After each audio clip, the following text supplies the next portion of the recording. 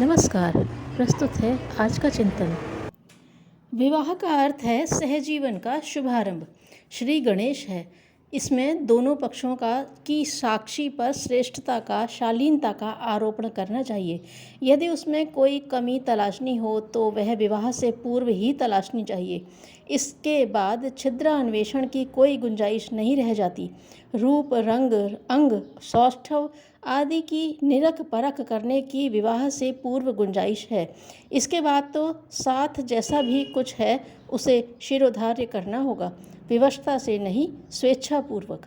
रूप की पिपासा को समाप्त करना होगा। विवाह के बाद इस प्रकार की नुक्ताचीनी करना, कमी निकालना और उस पर असंतोष व्यक्त करना तो अपने को और साथी को जानबूझकर हैरान करना है। इससे एक पक्ष का असंतोष दूसरे पक्ष के लिए रोष, प्रतिशोध का कारण बनता है। आजकल रूप यौवन को प्रमुखता दी जाने लगी है। उसके लिए सिनेमा के पात्रों को तुष्टि का मापदंड माना जाने लगा है। पति चाहता है कि सिने तारिका जैसी सुंदरी मिले, दूसरी ओर भी वही इच्छा रहती है। नारी भी वैसा ही सौंदर्यवान पति चाहे तो उसमें कुछ अनुचित नहीं। जब सिनेमा, टेलीविज़न मनोरंजन के माध्यम न रहकर यदि विवाह के चयन को प्रभावित करते हैं तो बड़ी कठिनाई खड़ी होती है। अपने देशवासियों की औसत बनावट मध्यम वर्गीय होती है। उनमें से सुंदरता और चंचलता के धनी लड़के लड़की तलाशना मुश्किल है। फिल्म व्यवसाय तो मांसलता के आधार पर ही नर नारियों का चुनाव करता है। इसके बदले वह भरपूर पैसा देता है और दर्शकों से उस पूंजी का लाभ भी पूरा उठाता है। इसलिए वहाँ प्राकृतिक गठन, मेकअप और उत्तेजक हाव भाव का सुयोग बैठ जाता है। अधिक उत्तेजक आकर्षक बनाने के लिए वहाँ प्रशिक्षण पर भी बहुत खर्च होता है। पर गृहस्थ बसाने वाले नर नारी तो औसत घर परिवारों से आते हैं, इसलिए उनके शरीर विन्यास की ऐसी ही आशा की जानी चाहिए जैसी कि अपने परिवार, पड़ोस और स्वजन संबंधियों में होती है। उतने में ही संतोष करना चाहिए। साथी का सौंदर्य देखने के साथ ही अपना चेहरा भी शीशे में देखना चाहिए कि सिनेमा नट नर्तकों जैसा रंग रूप अपने को मिला है या नहीं। पुरुष को यदि अप्सरा चाहिए तो नारी भी यक्ष, गंधर्व, किन्नर के सहचरत्व की अभिलाषी हो सकती है। यह झंझट संबंध पक्का होने से पूर्व ही निपटा लेना चाहिए। यदि उस समय मौन साध रखा गया और पीछे असंतोष व्यक्त किया जा रहा है तो वह ऐसी भूल है जिसका विकल्प जो उपलब्ध हो उसी को सर्वोत्तम मानने के अतिरिक्त और कुछ हो ही नहीं सकता। यदि भीतर ही भीतर असंतोष बना रहा तो वह समय कुसमय उलाहने के रूप में फूटेगा ही। जब फूटेगा तो सभी को अपमान, तिरस्कार की अनुभूति कराएगा और ऐसी गांठ बना देगा जो भविष्य में कठिनाई से ही खुल सके। ऐसा असंतोष परोक्षतः तिरस्कार का ही एक रूप है।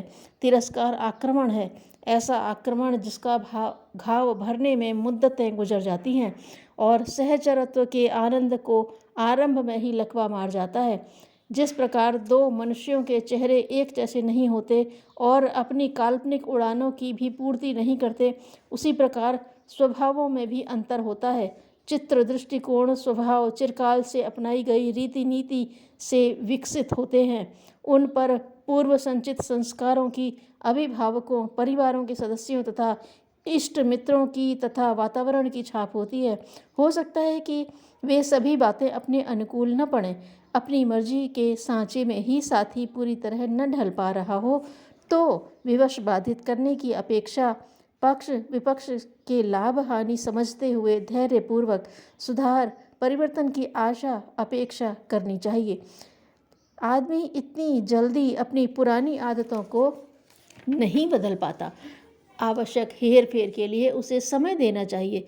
जो धीरे धीरे जितना सुधार, परिवर्तन हो रहा है उस पर संतोष करना चाहिए। पारस्परिक तालमेल का यही तरीका है।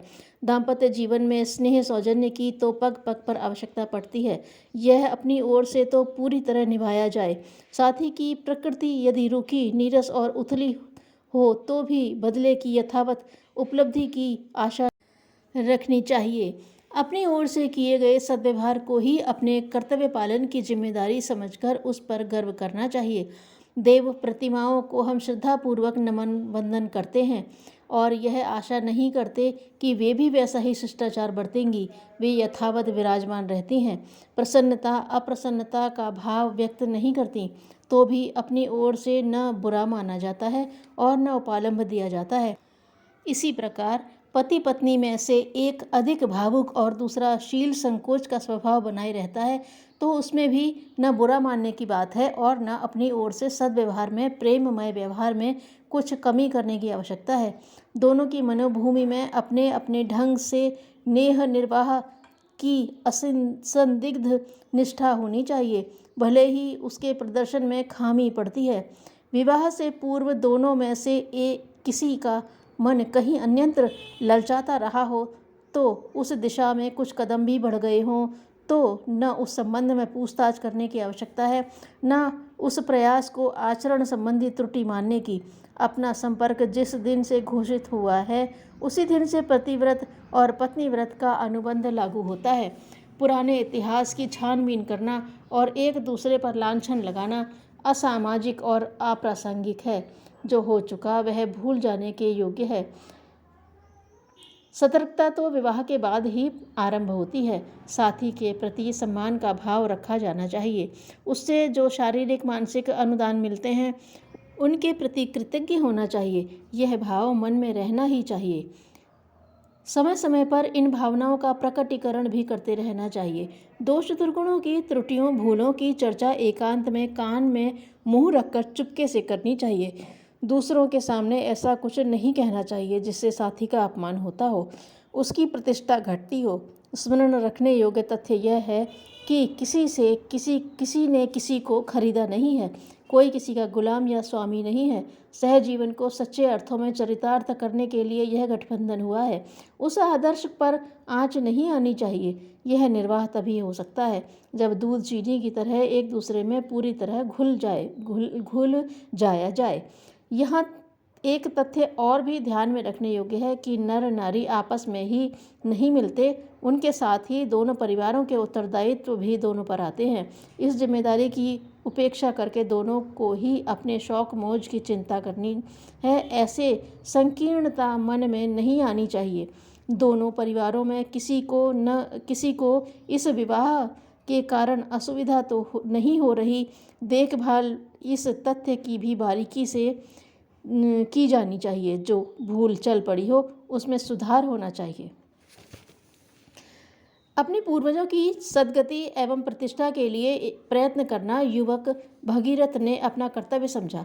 सूखी हुई मरुभूमि को हरी भरी करने के लिए, अनेक प्राणियों को सुख सुविधा इकट्ठी करने के लिए भी गंगा को पृथ्वी पर लाने की आवश्यकता थी। इस महान प्रयोजन को सिद्ध करने के लिए अपनी व्यक्तिगत सुख सुविधाओं को ठुकराकर भागीरथ कठोर तप करने लगे। गंगा प्रसन्न हुई और धरती पर आने के लिए तैयार हो गई।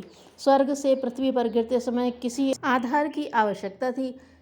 शंकर जी भगीरथ के सदुद्देश्य से प्रभावित हुए और उन्होंने अपनी जटाओं में गंगा को धारण करने की सहायता करके भगीरथ का अभीष्ट मनोरथ पूरा कर दिया। दूसरों का उपकार करने वाले की स्वयं परमात्मा ही सहायता करते हैं। दूसरों को गिराने के प्रयत्न में प्रायः व्यक्ति स्वयं गिर जाता है। धन्यवाद।